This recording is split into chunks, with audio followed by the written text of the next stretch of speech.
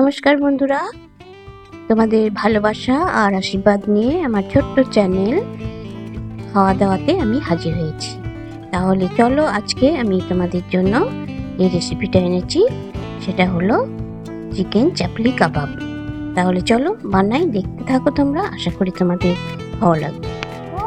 Chicken chapli কাবাবের জন্য যে জিনিসগুলো লাগবে আমি সেগুলো গুছিয়ে নিয়েছি, তোমাদেরকে এক এক করে বলে দিই।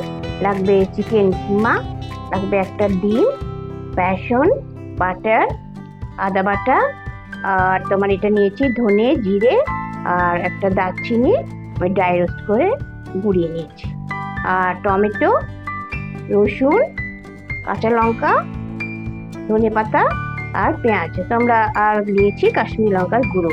তোমরা এতগুলো দেখে একদম ঘাবড়াবে না, তোমরা এগুলো সব একসঙ্গেও নিয়ে আর মিক্সিতে তোমরা উইদাউট ওয়াটার মানে একবার ঘুরিয়ে দিলে হয়ে যাবে। এগুলো আমি তোমাদেরকে দেখাবার জন্য আলাদা আলাদা করেছি। আর লাগবে তেল আর নুন। আমি এখন চিকেনটা এর মধ্যে দিয়ে দেবো, চিকেন কিমাটা।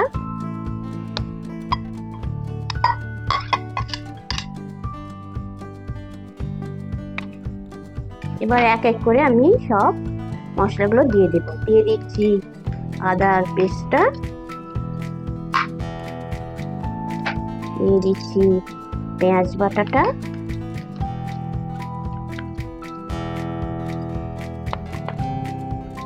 টমেটো, রসুন, কাঁচা লঙ্কা, ধনে পাতা,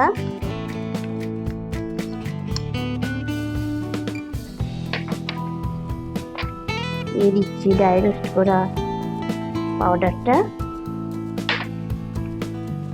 দিয়ে দিচ্ছি কাশ্মীরি লঙ্কার গুঁড়ো,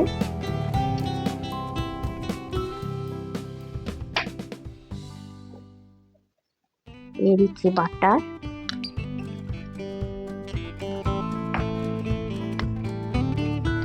দিয়ে দিচ্ছি বেসন,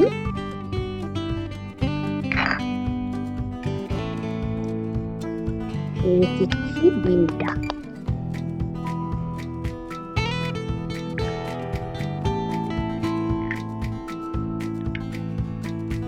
আর দিয়ে দেব স্বাদ অনুযায়ী লবণ।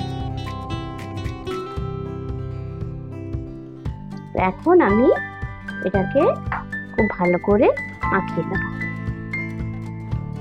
এরকম সুন্দর করে তোমরা মাখিয়ে নেবে, তারপর 2-3 ঘন্টা তোমরা এটা রেস্টে রেখে দেবে। দেখো ফ্রাই প্যানটা গরম হয়ে গেছে, আমি তেল দিয়ে দিচ্ছি।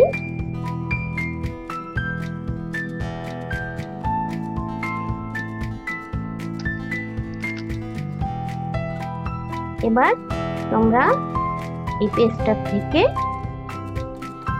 পরিমাণ মতো নিয়ে আর এর মধ্যে চেপে চেপে দিয়ে দেবে।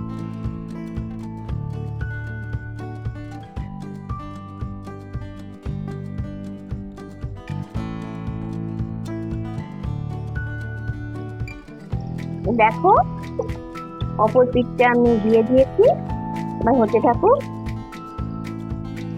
এটা ভাজা হয়ে গেছে, আমি তুলে নেব।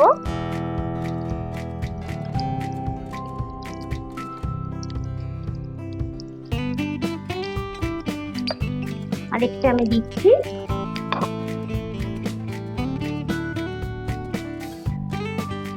তোমরা এরকম আগে হাতের মধ্যে থেতে নিতে পারো, তারপর তোমরা এর মধ্যে টমেটো বসিয়ে দিতে পারো, সুন্দর হবে। ওইরকম প্লেনও বানাতে পারো, আবার এরকম টমেটো দিয়েও বানাতে পারো। টমেটোটা থাকবে নিচের দিকে। তো চলো আমি দিয়ে দিই। এবার তোমরা এটাকে চেপে চেপে বড় করবে।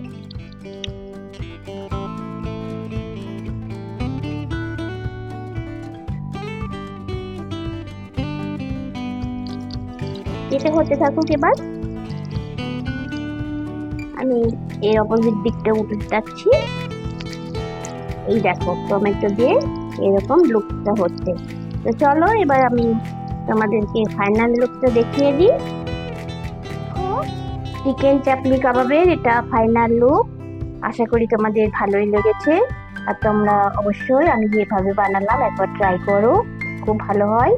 তাহলে চলো আজকের মতো তোমাদের কাছ থেকে বিদায় নিচ্ছি। আবার দেখা হবে একটা নতুন রেসিপি সাথে করে নিয়ে। ততক্ষণ তোমরা খুব ভালো থেকো। বাই।